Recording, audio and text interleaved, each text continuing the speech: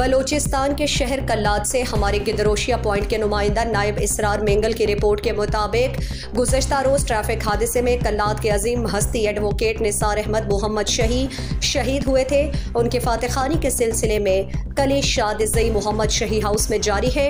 फातखानी में DSP Mansoor Ahmad Mengal, Takri Sher Ahmed Mohammad Shahi, Babu Jameel Mohammad Shahi, Ahmed Nawaz Baloch, additional SHO Mir Nazir Ahmed Imrani और SST हाफिज असदुल्ला मेंगल समेत दीगर वकला, सियासी, समाजी, कबायली रहनुमा ने शहीद के वालिद रज़ा मोहम्मद और उनके बड़े बेटे खलील शादी से फातखानी किया और दुआ की कि अल्लाह पाक शहीद के दर्जात बुलंद फरमाए और पसमानदगान को सब्र जमील अता फरमाए। शहीद एडवोकेट निसार अहमद मोहम्मद शही के रस्म सोइम कल अदा की जाएगी।